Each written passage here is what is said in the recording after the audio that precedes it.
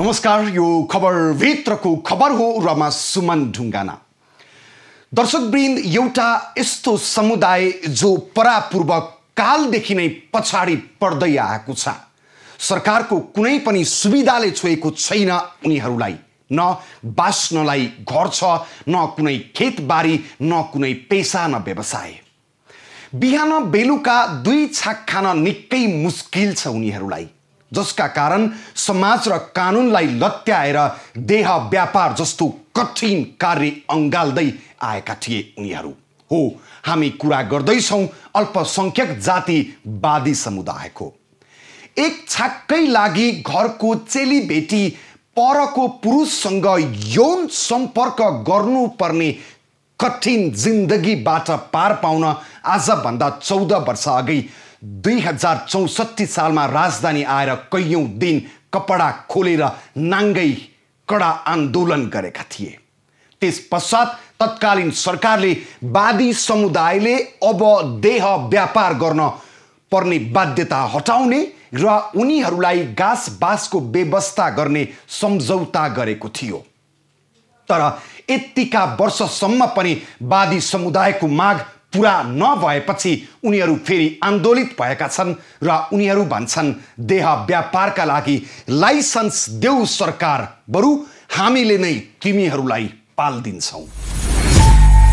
एक पुरिया बिस्कुटको लागि परपुरुषसँग सुत्नुपर्ने विवश जिन्दगी, जीवन धान्नकै लागि देह व्यापार गर्न देऊ भन्दै आन्दोलित वादी महिलाहरू। मन्त्रीजीलाई म आफ्नो दुई हात जोडेर म माग्न चाहन्छु कि हामी वादीलाई सक्नुहुन्छ भने लाइसेन्स उपलब्ध गर्नुस्। लाइसेन्स दियो भने सरकारलाई सरकार अन्धबार हामीलाई गोठा हामीलाई देऊ, हामीलाई त्यो लाइसेन्स भने त्यो देउन र त्यो विभागले खाने सरकारलाई हामीले पाल्ने हो। अब सरकारले हामीलाई पाल्ने हैन, हामीले उल्टा सरकारलाई पाल्ने। रोग भोक र अभावले तिलो तिलो बनेको वादी समुदायको डर लाग्दो चित्कार।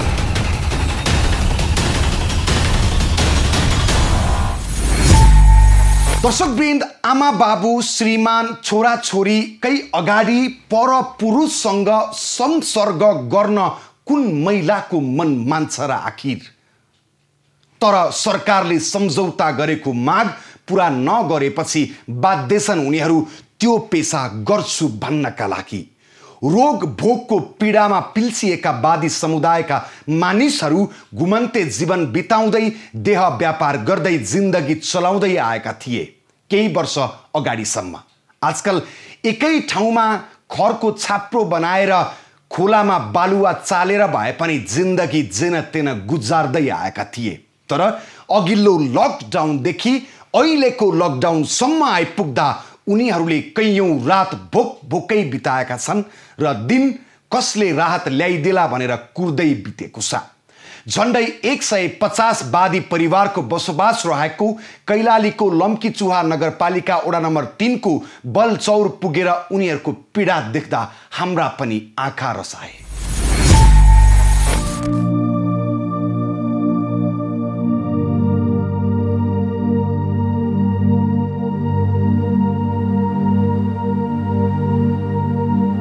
बाँसबाट बनाइएको ताँतीको भित्तो, घरको छानो हालेर बनाइएका साना छाप्राहरूमा बितिरहेको कठिन जिन्दगी, शरीरमा एक सरो लुगा अनि बिहान बेलुकाको छाक तार्न उस्तै मुस्किल, भोका नाङ्गा बाल बालिकाहरू, आगो समेत बल्न नसकेको चुलो र रित्ता भाँडाकुँडाहरू।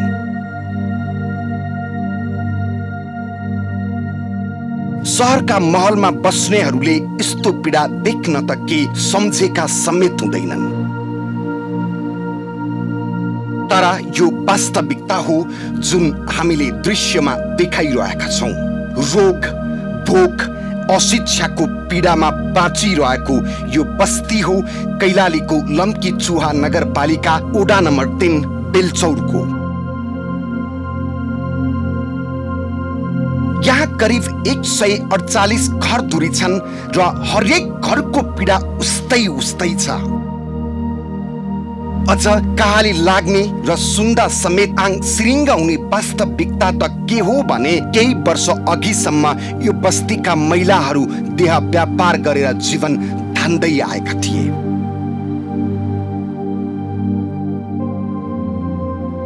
अवस्था यस्तो सम्म थियो कि सन्ततिहरूले बिस्कुट चाउचाउ मागे भने पनि त्यो किन्नको लागि परपुरुषसँग संसर्ग गर्नुको विकल्प थिएन त्यहाँका महिलाहरूसँग। हुन त देह व्यापारलाई जीवन धान्ने पेशा नै बनाएका थिए वादी समुदायका महिलाहरूले। भूमिविहीन, शिक्षाविहीन र अभावका बीच देह व्यापारलाई स्वीकार गर्नुको विकल्प थिएन उनीहरूसँग।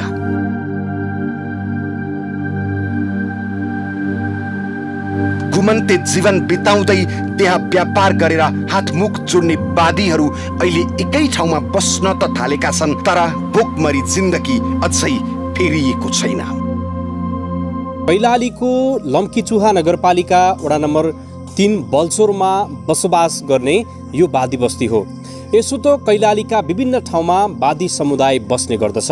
हिजो मगन्ते जीवन बिताउने र देह व्यापार गरेर जीविकोपार्जन गर्ने यो समुदाय केही समयदेखि यसरी व्यवस्थित रूपमा बस्न थालेको छ। अहिले बसेको धेरै समय भइसक्दा पनि सरकार तर्फबाट उनीहरूका उचित मागहरूलाई सम्बोधन गर्न सकिएको छैन।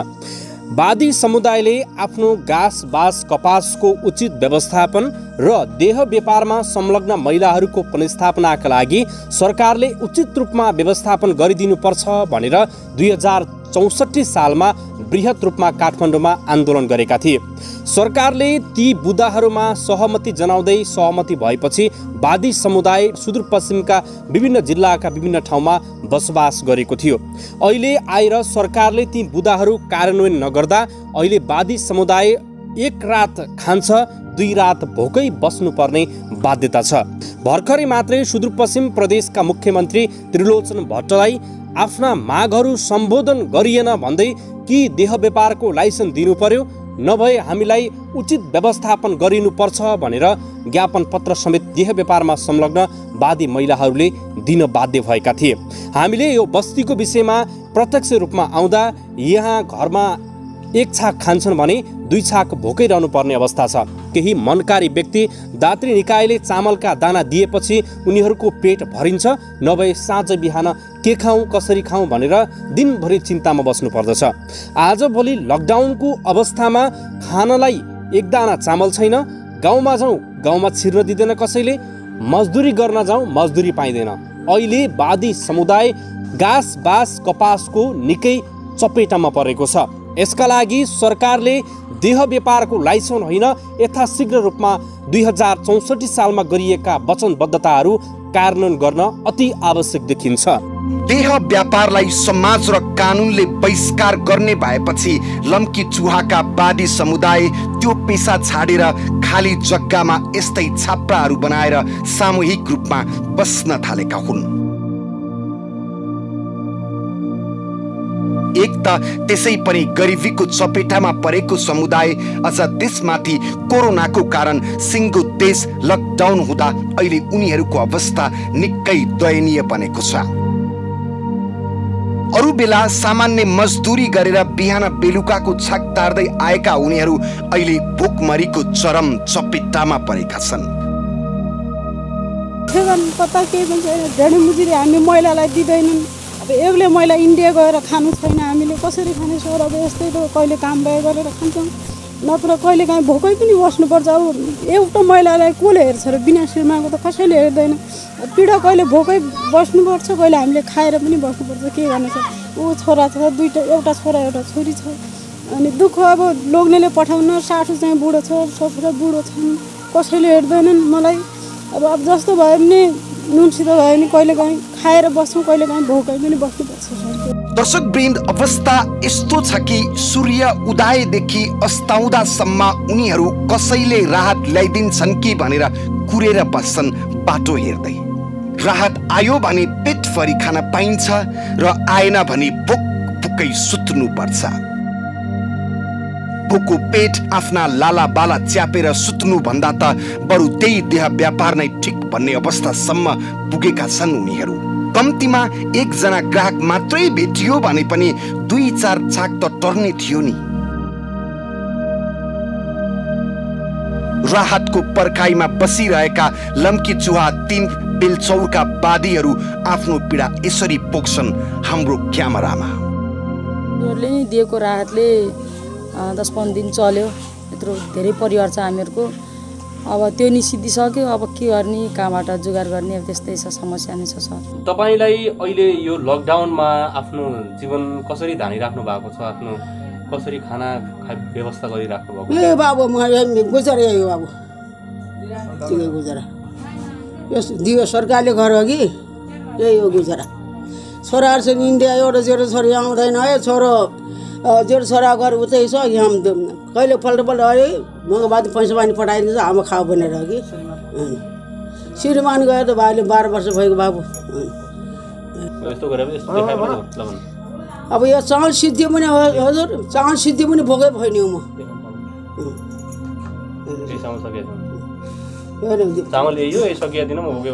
सकिया दिन म भोकै भएन। सरकारले अहिलेसम्म चामल के दिया छैन यस्तो? न यहाँ दिया छैन। बोलचरमा जुन प्रले दिएको छ। यहाँ त क्या हो क्या अचम्मै मान्नेले मन त चामल कहाँबाट ल्याउने? कहीँ पार्टीले दिएपछि, सरकारले दिएपछि पालिने छ। यहाँ बलचरमा क्या छ र बाबु? चामल कति छ घरमा?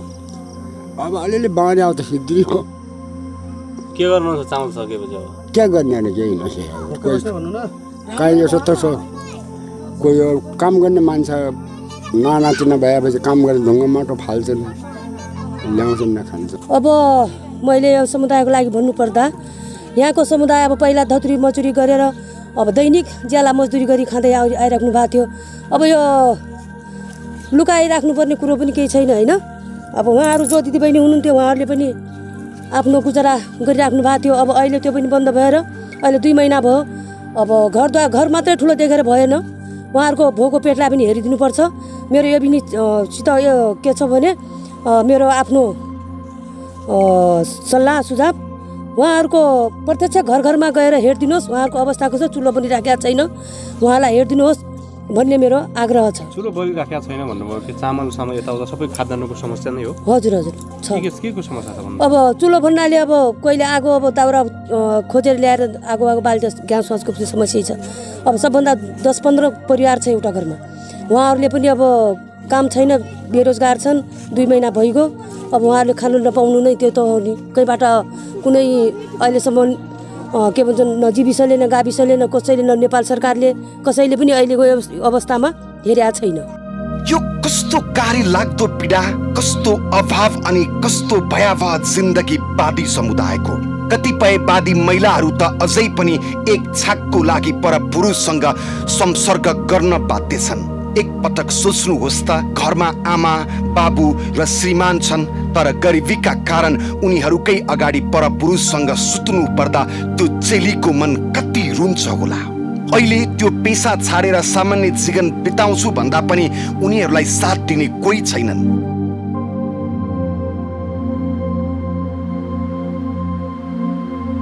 उता भोकमरीले जिन्दगी सकिने हो कि भन्ने अवस्थामा छ यो बस्ती। तर खै वर्षौंदेखिको उनीहरूको यो पीडा कसले सुन्ने? एक छाक खानको लागि छटपटाउनु परेको पीडा कसले देख्ने अनि सुन्ने? के बादी भएर जन्म लिएपछि यौन पेशा नै गर्नुपर्ने हो त? होइन भने यो गाली लाग्दो जिन्दगी आखिर कहिलेसम्म बाँचिरहने? दर्शकवृन्द, कैलालीको लम्कीचुवा नगरपालिकाको बेलचौरको बादी बस्ती त एउटा उदाहरण मात्रै हो। सुदूर पश्चिम प्रदेशका हरेक जिल्लामा रहेका बादी समुदाय अहिले भोकमरीको अवस्थामा गुज्रिरहेका छन्। उनीहरूको पीडा न स्थानीय सरकारले देखेको छ, न प्रदेश सरकारले, न त केन्द्र सरकारले नै। र त उनीहरू फेरि आन्दोलनमा गएका छन् र भन्दैछन् बरु देह व्यापारको लागि लाइसेन्स देऊ, अझ उल्टो सरकारलाई नै पाल्दिन्छौ। थप प्रसङ्ग जोड्नेछौँ, अहिलेको लागि विश्राम। दर्शकवृन्द, एक पटक कल्पना गर्नुहोस् त तपाईँ एक छाक भात खानकै लागि यौन सम्पर्कको लागि ग्राहक कुर्नु पर्ने जिन्दगी कस्तो कठिन होला वादीहरूको। हो, यो पीडा अब भोग्न नपरोस् भनेर 14 वर्ष अघि देशभरका वादी महिलाहरू राजधानी आएर कठोर आन्दोलन गरेका थिए। सरकारले माग पूरा गर्ने र उनीहरूलाई पुनर्स्थापना गर्ने बाचा गरेपछि उनीहरू घर फर्केका थिए, तर यतिका वर्षसम्म उनीहरूको माग पूरा भएको छैन र झन् अहिले लकडाउनमा त भोकमरीले उनीहरूलाई सताइरहेको छ र केही वादी महिलाहरू फेरि आन्दोलित भएका छन् र भन्दैछन् त्यति बेलाको माग पूरा नगर्ने हो भने बरु यौन व्यापार नै गर्छौं, हामीलाई लाइसेन्स देऊ, सरकार नै पाल्दिन्छौं कर बुझाएर।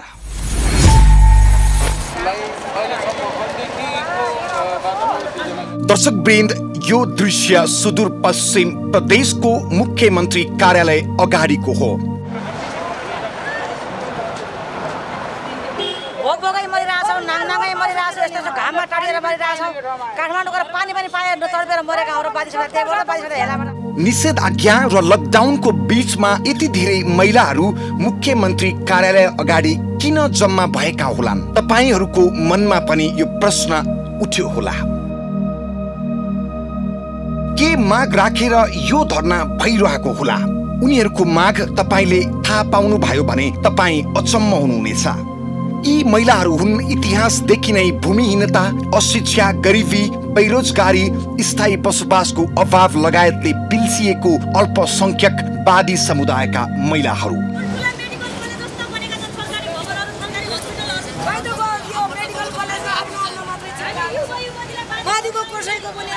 वादी समुदायमा गरिबी यस्तो छ कि बिहान बेलुकाको छाक टार्न समेत देह व्यापार गर्न बाध्य छन् महिलाहरू। देह व्यापारलाई समाज र कानूनले बन्देज लगाएको हुनाले पछिल्लो वर्षहरूमा वादी महिलाहरूले देह व्यापार गर्न छाडेका थिए। त्यसै पनि ठेक्न नसक्ने गरिबी छ वादी समुदायमा। अझ त्यसमाथि लकडाउनले गर्दा झन् उनीहरूको जीवन थप कष्टकर बनिरहेको छ। सरकारले आफूहरूलाई जीवन निर्वाहका लागि गाँस बास व्यवस्थापन गर्नुपर्ने र यदि सरकारले त्यसो गर्न सक्दैन भने पहिलेदेखि नै जीवन निर्वाहको विकल्पका रूपमा अपनाइएको यौन व्यवसायलाई निरन्तरता दिनका लागि लाइसेन्स माग्दै आन्दोलित भएका हुन् वादी महिलाहरू सुदूर पश्चिममा। र उनीहरू भन्दैछन् सरकारले बरु देह व्यापार गर्न लाइसेन्स देओस् अनि हामी देह व्यापार गरी कर तिरेर उल्टो सरकारलाई नै पाल्दिन्छौँ। गरेर खाने रोजगार छैन, न हामीलाई नोकरी छ, न पानी छ, न के छ। अब त्यही धन्दा गरेर खाने हो कि यहाँ इन्डियाको जस्तो मोदी सरकारले त्यहाँ खोल्या छ।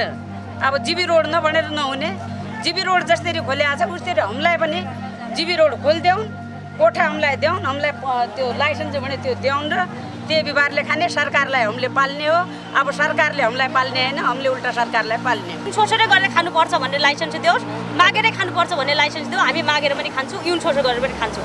नै सरकारले त्यस्तो दिँदैन भने हामीलाई काहीँ न काहीँ हाम्रो जग्गा जमिन घाँस बास कपासको व्यवस्था गरौँ र हामीलाई लाल पूर्जा सिमेन्ट उपलब्ध गरोस्।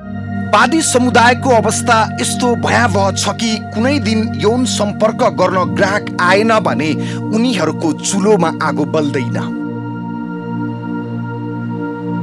लाला बालाहरू भोकै हुन्छन्। हो, अब यो घिनलाग्दो पेसा छाड्छौँ, हामीलाई राज्यले व्यवस्थापन गरोस् भनेर जति नै कराए पनि माग सुनवाई नभएपछि उनीहरू बाध्य भएर देह व्यापारको लागि सुदूर पश्चिमका मुख्यमन्त्री सामु लाइसेन्सको माग गरिरहेका छन्। पहिला वादी जातिले मागेर खायो, भनौँ नाचेर खायो, घुमेर खायो, यौन शोषणमा डुबेर खायो। तर अब हामी युवती गर्न सक्दैनौँ। मन्त्रीजीलाई म आफ्नो हात जोडेर माग्न चाहन्छु कि हामी वादीलाई सक्नुहुन्छ भने लाइसेन्स उपलब्ध गर्नुहोस्, नै लाइसेन्स सक्नुहुन्न भने हामीलाई जग्गा उपलब्ध गरेर हामीलाई लाल पूर्जा उपलब्ध गरिदिनुहोस्। त्यस्तै भएपछि हामी आफ्नो भोग आफै मेटाउनेछौँ। हो, सबैतिरबाट चेपुवामा परेको वादी समुदाय शैक्षिक, आर्थिक, सामाजिक र राजनैतिक विकासको मूल प्रवाहबाट वञ्चित पारिँदै आएको अल्पसंख्यक समुदाय हो। बाध्यात्मक यौन व्यवसायमा संलग्न यस समुदायले यसबाट उत्पन्न समस्याका कारण सामाजिक उत्पीडन, हिंसा, भेदभाव र दुर्व्यवहारको अनेकन आक्रमणहरू सहँदै आएका छन्। त्यसकारण यो वादी समुदाय भित्र पनि एक थरी महिला देह व्यापार गर्नुपर्ने माग गरिरहेका छन् भने एक थरी महिलाहरू यसका बावजुद पनि वादी महिलाहरू भित्र पनि आफ्नो मागका बारे कुरा बाजिएको छ। केही महिलाहरू देह व्यापार गर्न पाउनु पर्ने माग गरिरहेका छन् र भन्दैछन् हामीलाई राज्यले हेर्दैन भने देह व्यापार गर्न देऊ। उता अर्का थरी वादी महिलाहरू त्यस्तो घिनलाग्दो पेसामा फर्किने आफूहरूको रहर नभएको भन्दै देह व्यापार गर्न लाइसेन्स भन्दा पनि अन्य पेसामा सरकारले आबद्ध गराउनु पर्ने माग उनीहरूको छ। ज्ञापन पत्र बुझाउन त गए, तर हामीलाई थाहा छैन उनीहरू जो देह व्यापार गर्छन् दिदीबहिनीहरू उनीहरू गए होलान्, तर त्यो गएको पनि मलाई थाहा छैन। एकजना पत्रकार भाइले मलाई धनगढीबाट फोन गरेर दिदी तपाईँहरूको टिम धनगढी गएर अनि मुख्य मन्त्रालयमा देह व्यापार गर्नको लागि लाइसेन्स दिनु पर्यो भनेर ज्ञापन पत्र बुझाउनु भयो भनेर फोन गर्नुभएको थियो, तर त्यो होइन। तर उनीहरूले भनाइमा फरक गरे। तर हामीले 2064मा काठमाडौँमा हामीले आन्दोलनमा हामीले मन्त्रालयमा मन्त्रीहरूसँग गरेको निर्णय के हो भने वादी समुदायलाई देह व्यापार गर्ने दिदीबहिनीहरूलाई पुनर्स्थापनाको ग्यारेन्टी गर। सरकारले उनीहरूलाई यो देह व्यापारबाट जन्मिएका बालबालिकालाई निःशुल्क शिक्षा, रोजगारी, उनीहरूलाई नागरिकता, जन्म दर्ता बनाउने, आमाको नामबाट बनाउने भनेर त्यो कुरा निकालेको हो। दोस्रो कुरा पुनर्स्थापना, वादी महिलालाई पुनर्स्थापना गर भनेर हामीले त्यो माग गरेको हो। अनि तब यति पुनर्स्थापना गर्दैन भने, सरकारले गर्दैन भने देह व्यापार अझै पूर्ण दोहोरिने गरी देह व्यापार गर्नको लागि लाइसेन्स दे, हामी अझ फेरि अझ आफ्नै पुरानो व्यवहारमा फर्किन्छौँ भनेर त्यो त्यतिखेरको माग हो। तर उहाँहरू धनगढी गएर उहाँले के भन्नु पर्थ्यो भने हामीले 2064मा गरेको निर्णयलाई तपाईँहरूले सरकारले गर्नुभएको थियो, वादी समुदायका महिलालाई पुनर्स्थापनाको ग्यारेन्टी गर भनेर हामीले भनेका थियौँ। त्यो लागू भएन। यो छिटोभन्दा छिटो कार्यान्वयन हुनु पर्यो। यति भएन भने अझ हामी फेरि अझ गलत व्यवहारमा फर्किनु नपरोस्, अझ हामीले आन्दोलन गर्न फर्कनु नपरोस् भनेर त्यस्तो चेतावनी दिनु पर्थ्यो। तर हामीले पुनर्स्थापना गर्न फेरि देह व्यापार गर्ने दिदीबहिनी लाइसेन्स दे भनेर त्यो कुरामा म चाहिँ सहमति छैन। यौन व्यवसायको लागि तयार हुनुभएको अथवा सरकारलाई त्यसरी तपाईँले लाइसेन्स मागिराख्नु भएको छ नि? होइन, त्यो एउटा इस्यु हो। किनभने काठमाडौँमा त्यत्रो आन्दोलन गर्दा अहिलेसम्म वादी महिलाहरूका हक अधिकार त्यो कति बुझे सहमति भएको अहिलेसम्म लगभग एउटा दुईटा मात्रै भएको होला। त्यसपछि भएको छैन। अब सुनवाई नगरेपछि के पुनर्स्थापना गरे राम्रो व्यवस्था गर, होइन भने लाइसेन्स दियो भन्ने जायज माग हो। तपाईँहरू कि सरकारले तपाईँहरूको माग सम्बोधन गरिदिनु पर्यो? हजुर, नभए लाइसेन्स दिनु पर्यो यौन व्यवसायको लागि? त्यो एउटा लाइसेन्स भन्ने एउटा दबाउ मात्रै हो, होइन सर?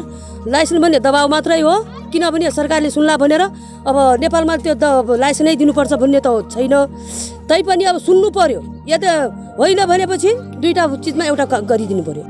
आधारभूत आवश्यकता परिपूर्ति र समुदायको आत्मसम्मान र पहिचानको यो समुदाय निरन्तर सङ्घर्ष गरिरहेको छ। राजनीतिक रूपमा आन्दोलनमा सामेल हुनेदेखि वादी मुक्तिकै निम्ति छुट्टै सङ्घर्ष पनि गर्दै आइरहेका छन्। वादी समुदायका समस्याको प्रकृति जटिल र पृथक छ। उनीहरूमध्ये केही वादीहरू अझै उडारमा बसोबास गर्न बाध्य छन् भने केही बस्ती बसालेर बस्न थालेका छन्। बाध्यात्मक यौन व्यवसायका कारण सामाजिक विभेद, अपमान र अन्याय भोग्न बाध्य छन् उनीहरू। र सरकारसँग कति बुझे त हामीले बुझ्दा पनि राखेको माग गर्दाखेरि हुन्छ भनेर भन्दै पनि हामीलाई आश्वासन दिएर अहिलेसम्म त्यो कार्यान्वयन नगरेको र त्यही कारणले गर्दा केही नगरेर अब देह व्यापारमा उत्रिया छन् दिदीबहिनीहरू। अब त्यत्रो आन्दोलन त धेरै गरे नि त 64-65 सालमा काठमाडौँमै सबैलाई थाहा छ। सहमति भएको कुरो, सम्झौता भएको कुरोमा अहिलेसम्म कार्यान्वयन भएन र त्यही भएर होइन, त्यही भएर अब केही कामकाज छैन। अब सब लकडाउन छ, यस्तो उस्तो छ। त्यही भएर अब हाम्रो दिदीबहिनीहरू आतुर भइसक्यो। अब न सरकारले काम दिने भयो युवा पिँढीलाई, न कसैलाई दिने भयो, न राहतै दिने भयो। त्यही भएर नै हाम्रो दिदीबहिनीहरू आफ्नो यौन पेसातिर फेरि संलग्न हुने भन्ने बाध्य भइरहेछन्। यौन व्यवसाय सरकारले पूर्ण रूपमा बन्देज गरेपछि यो समुदायले नदी र खोलामा माछा मार्ने, गिटी बालुवा चालेर जीविकोपार्जन गर्दै आएका छन्। बाध्यतावश देह व्यापारमा लागेका बादी समुदायका केही महिलाहरू बाहेक अन्य अहिले धेरै त्यो पेसामा छैनन्। तर अब भोकै रहनुपर्ने अवस्था आयो भने पुनः देह व्यापारमै लाग्नुपर्ने अवस्था सिर्जना भएको उनीहरूको गुनासो छ। पहाडतिर थियो हाम्रो गाउँतिर माग्ने खाने बुढा आमा बुवा थिए, बाजे बजे भयो, दिनभरि माग्ने, कसैको बिहाबरुमा जाने, कसैको छोरा भयो नमान्नेमा जाने। पहिला राम्रोसँग बादीहरू आऊ नाच गाऊ भन्ने भनिसकेपछि त्यसमा हामीलाई नचाउने गाउने, उनीहरूको त्यो लोग्ने मान्छेको अगाडि हामीले उनका काखमा बस्ने, गाला मुसार्ने, उनीबाट पैसा लिने, त्यसो गरेर खान्छ। त्यो खाँदाखेरि पनि त्यति गर्दाखेरि उनीहरूले पहिला राम्रोसँग बस्छ भन्थे, गाला मुसार्थ्यो। उनीहरूले गाला मुसारेर आफ्नो देउबारे सोध्थ्यो, हामीले के गरेर योबाट फाइदा लिने हो भनेर हामीबाट फाइदा लिनु खोज्थ्यो तिनी। अहिले हामी भन्दैछौँ, अब म भन्दैछु, योभन्दा अगाडि हामीले खायौँ, हाम्रो बच्चाहरूले त खान सक्दैन नि त। हाम्रो बच्चाहरूले अब यसरी माग्न खान सक्दैनौँ। मेरै दिनमा पनि मै पनि अब 40-45 वर्षको हुन लाग्यो, मैले पनि खाएँ त्यो अवस्थामा, मैले पनि मागेर खाएँ। पहिला माग्न जाँदाखेरि बाजे भनेपछि तलदेखि माथिसम्म हेर्छ। अहिले पनि मैले मागेरै खाएको छु। मेरो श्रीमान मृगौला पीडित हुनुहुन्छ। अहिले म हाल गोदावरी नगरपालिका 3मा बस्छु, तर मेरो श्रीमान एउटा मृगौला काटेर फालेको छ। भूमिहीनता, बेरोजगारी, नागरिकता विहीनता, निरक्षरता र जीविकोपार्जनका आधारभूत क्षेत्रबाट उनीहरू बहिष्कृत छन्। राज्यले उनीहरूका समस्याप्रति बेवास्ता गरेका कारण उनीहरूले जिल्लादेखि केन्द्रसम्म सङ्घर्ष पनि गरे, तर उनीहरूको समस्या अझै पनि जिउका तिउ छन्। आज कोरोना कहर र लकडाउनका कारण उनीहरूको अवस्था झन्झन दयनीय बनेको छ, जसतर्फ सम्बन्धित निकायको नजर नपुग्दा उनीहरू भन्दैछन् बरु हामीलाई यौन व्यापारका लागि लाइसेन्स देऊ, अझ उल्टो हामीले सरकारलाई नै पाल्दिन्छौँ। हो, यो कस्तो विडम्बना, कस्तो पीडा अनि कस्तो बाध्यता मन मान्दैन। तर तन बेचेर भए पनि परिवार चलाउँछु भन्दै सरकारसँग यौन व्यापारको लागि लाइसेन्स देऊ भन्दै आन्दोलन गर्नुपर्ने अवस्था सिर्जना भएको छ। यता वादी समुदायमा पनि दुई थरी माग छ। एक थरी भन्दैछन् हामी त्यो पेसा अब गर्दैनौँ, जसरी भए पनि घाँस बाँस र कपासको व्यवस्था गरियोस्। वादी समुदायको आन्दोलन, माग र सरकारी निकायको जवाफ के छ त्यो देखाउनेछौँ। अहिलेको लागि भने विश्राम। दर्शकवृन्द, देह व्यापारलाई परम्परा बनाएका वादी समुदायका महिलाहरूले त्यो पेसा छाडिसकेका थिए। समाज परिवर्तनको रफ्तारसँगै उनीहरूमा पनि त्यस्तो पेसा गर्न हुन्न भन्ने सोच विकास भएको छ। घुमन्ते जीवन छाडेर समूह बनाई एकै ठाउँमा बस्ने र मजदुरी गर्न थालिसकेका थिए वादीहरू। तर सरकारले उनीहरूसँग गरेको सम्झौता पालना नगरेपछि उनीहरू निकै पीडित भएका छन् र उत्तिकै मात्रामा आक्रोशित पनि छन्। र त भोकमरीले मर्नुभन्दा यौन व्यापार गरेर भए पनि जिन्दगी चलाउँछु भन्दै त्यसको लागि लाइसेन्स माग गरेका छन् वादी महिलाहरूले सरकारसँग। उनीहरूले राखेको माग र सरकारको धारणा के छ त्यो सम्बन्धित सबैलाई सोधेका छौँ हामीले। यी वादी समुदायबाट अल्पसंख्यकको कोटामा सांसद बनेकी उमादेवी वादी हुन्। उनी भन्छन् वार्षिक बजेट तथा कार्यक्रममा करोडौं रकम छुटिएको भए पनि वादी समुदाय उत्थानका लागि प्रभावकारी काम अझै भएको छैन। वादी समुदायसँग सम्बन्धित अन्तर्राष्ट्रिय सन्धि सम्झौताको कार्यान्वयनका लागि पहल गर्ने वादी समुदायको उत्थान र विकासका लागि काम गर्ने माग गर्दै सांसद उमादेवी वादी पनि तिनै महिलाहरूसँगै मुख्यमन्त्री कार्यालयमा ज्ञापन पत्र बुझाउन जान्छन् र भन्छन् माग पूरा नभए सडक र सदनबाटै सङ्घर्ष गर्छौं। लाइसेन्स भनेको हाम्रो देखाउने दाँत हो। यो सरकारले लाज लागेन, यो सरकारले ग्यारेन्टी लगेन, शिक्षा, स्वास्थ्य, बसोबासको ग्यारेन्टी लगेन। त्यसकारण बाध्यता बस लाइसेन्स मागे आउन्। तर उनीहरूको इच्छा लाइसेन्स होइन, उनीहरूको इच्छा के हो भने सरकारले व्यवस्था गर्नुपर्छ, वादी समुदायको ग्यारेन्टी लिनुपर्छ, वादी समुदायका महिलालाई सामाजिक सुरक्षा भत्ताको ग्यारेन्टी लिनुपर्छ। जस्ता दाजुका लागि सुरक्षा भत्ता दिएको छ, राउटेको लागि सुरक्षा भत्ता दिएको छ, बाँधीको लागि खै त? प्रत्येक वर्ष करोडको योजना आउँछ, बाँधीका लागि छ केही पनि छैन। मैले सडकमा बोलेको कुरा सदनमा बोल्दैछु, तै पनि मेरो सुनवाई भएन। अनि मेरो समुदाय सडकमा होइन, आज मुख्यमन्त्रीको कार्यालयमा उनीहरू धरना दिन आउँदैछ।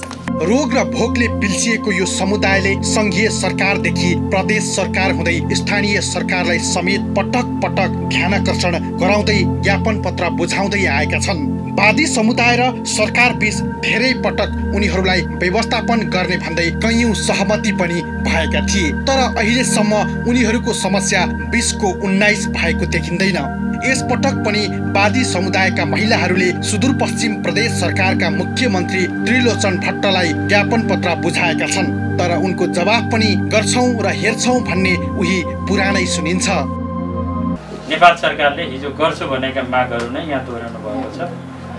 अब यसलाई कार्यान्वयन प्रदेशले गर्न सक्ने र प्रदेशभित्र कार्यान्वयन हुने कुराहरूमा हामी कार्यान्वयनमा लाग्छौँ पनि, त्यो गरि पनि राखेका छौँ। एकैचोटि सबै नभएको हुनसक्छ। तपाईँहरूलाई गर्नुपर्ने जति सहयोग छ, जति तपाईँहरूको व्यवस्थापन छ, जति तपाईँहरूका मागहरू छन्, त्यसलाई एकैचोटि पुरा नभएको हुनसक्छ, तर क्रमिक रूपबाट हामीले गरि पनि राखेका छौँ। तर अब त्यसलाई अलि गति र सबैलाई गर्ने कुरा जो तपाईँहरूको माग छ, यसको लागि हामी अगाडि बढ्छौँ र सरकारले त्यो अनुसार सोची पनि राखेको छ। भूमिहीनता, बेरोजगारी, नागरिकता विहीनता, निरक्षरता र जीविकोपार्जनका लागि आधारभूत क्षेत्रबाट पनि उनीहरू बहिष्कृत छन्। राज्यले उनीहरूका समस्याप्रति व्यवस्था गरेका कारण उनीहरूले जिल्लादेखि केन्द्रसम्म सङ्घर्ष पनि गरे, तर उनीहरूको समस्या जिउका तिउ छन्। वादी समुदायको निरन्तर सङ्घर्ष, छलफल र बहसपछि सरकारले वादी समुदायका समस्या समाधानार्थ समिति गठन पनि गर्यो र वादी समुदायले राज्यको प्रयत्नलाई स्वागत पनि गरे। निश्चित उद्देश्य सहित खुलेका सरकारी संयन्त्रले उद्देश्य पूरा नगर्दासम्म प्रभावकारी काम गर्नुपर्ने हुन्छ, तर संघीयता कार्यान्वयन गर्ने सन्दर्भमा सरकारले वादी समुदायका समस्या अब दलित आयोग मार्फत हुने भन्दै समिति खारिज गरेपछि उनीहरूका समस्या कहिल्यै पूरा भएनन्। यस्ता समुदायलाई माथि उठाउनका लागि दलित आयोग, जनजाति आयोग, मुस्लिम आयोग, मधेसी आयोग, महिला आयोग बनाइए, तर यी आयोगले तलब भत्ता पचाउने बाहेक सिन्को समेत भाँचेका छैनन् भन्दा फरक नपर्ला। अब यो विश्वमा हेरेर कतिपय देशहरूमा यसलाई अब इन्डिया पनि अब केही ठाउँमाहरूमा व्यवस्थित गरेको छ। अब हाम्रो अन्य मुलुकहरूमा नि अब व्यवस्थित छ कानुन रूपमै। उनले थाइल्यान्डमै हेरौँ न होइन, अब त्यो व्यावसायिक हिसाबमै उनीहरूले चाहिँ अब सरकारले नै व्यावसायिक रूपमै उनीहरूलाई व्यवस्थित गराएको छ। हाम्रो नेपालको कानुनले ठ्याक्कै चाहिँ त्यो व्यवस्था चाहिँ गरेको छैन। नेपाल अब त्यो सन्दर्भमा अब केही न केही सरकारले चाहिँ त्यो व्यवस्थित गर्ने उनलाई कानुन चाहिँ ल्याउनु पर्ने आवश्यकता छ। त्यो कुरामा महिला आयोग पनि केही न केही हकसम्म चाहिँ अब चिन्तन मननमै होला होइन। महिला आयोग पनि त्यो कुरामा विचार्ने पक्षमा छ, तर यो आफैले महिला आयोग आफैले गर्ने विषय नभएर यो सरकारको नै बढी चाहिँ ध्यान जानुपर्ने हुनाले हामीले चाहिँ यो महिला आयोगको तर्फबाट यस्ता विषयहरू चाहिँ उठान गरेर सरकारलाई चाहिँ हामीले सिफारिस गर्नेसम्म कुरा हो। अब व्यवस्थित चाहिँ कानुन रूपमा व्यवस्थित चाहिँ हुनुपर्छ। कानुन रूपमा यो व्यवस्थित गर्नुपर्ने त देखिन्छ, किन भन्दाखेरि अब आखिरीमा अब यता कताहरू हामीले पत्र पत्रिकामा कतिपय अवस्थामा हामीले होटलबाट चाहिँ अब चाहिँ अनि त्यो महिलाहरूलाई होइन अलिकता छरपर्छ रूपमा अब पक्राउ परेको छ होइन, सार्वजनिक भइराखेको छ पत्र पत्रिकाहरूमा। त्यति राम्रो विषय त होइन, हुन त हाम्रो कानुनले नि त्यो प्रतिबन्ध लागु भएर पनि अब चाहिँ सम्बन्धित अब प्रहरी प्रशासनले त्यसलाई चाहिँ अब पक्राउ गर्ने, धरपकड गर्ने त एकदमै छँदैछ। तैपनि त्यसलाई चाहिँ अब हामीले निश्चित कानुन बनाएर त्यो सम्बन्धी कानुन बनाएर कानुन रूपमा व्यवस्थित गर्नुपर्ने छ। अब अहिलेको सन्दर्भमा त्यसलाई अब कानुन ल्याएरै व्यवस्थित गर्नुपर्ने चाहिँ हुन्छ। त्यो सम्भावना चाहिँ नभएकै विषय त होइन। त्यसलाई मेरो विचारमा, मेरो व्यक्तिगत विचारमा चाहिँ त्यसलाई कानुनमा ल्याएरै नै कानुनी रूपमै सम्बोधन गरेर एउटा व्यवस्थित चाहिँ गराउनुपर्छ भन्ने मेरो चाहिँ मान्यता हो। वादी समुदायका समस्याको प्रकृति जटिल र पृथक छ। केही वादी समुदायलाई सरकारले व्यवस्थापन गरेको भए पनि अधिकांश वादी समुदाय अझै पनि ओडारमा बसोबास गर्न बाध्य छन्। बाध्यात्मक यौन व्यवसायका कारण सामाजिक विभेद, अपमान र अन्याय भोग्न बाध्य छन् उनीहरू अझै पनि। जीविकोपार्जनका आधारभूत क्षेत्रबाट उनीहरू बहिष्कृत छन्। राज्यले उनीहरूका समस्याप्रति व्यवस्था गरेका कारण उनीहरूले जिल्लादेखि केन्द्रसम्म सङ्घर्ष गरेका थिए।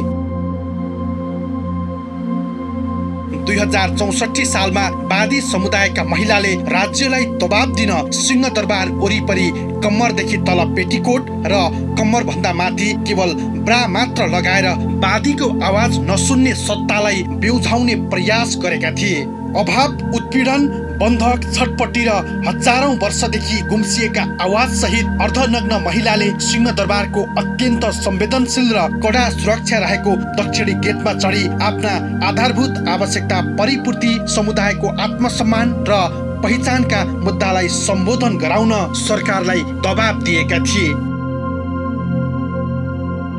राष्ट्रिय तथा अन्तर्राष्ट्रिय रूपमै चर्चा हुने गरी भएको सोही आन्दोलनको परिणाम स्वरूप 2064 असोज 15 र 18 गते सरकार र बादी आन्दोलनकारीहरू बीच वार्ता र सहमति भयो।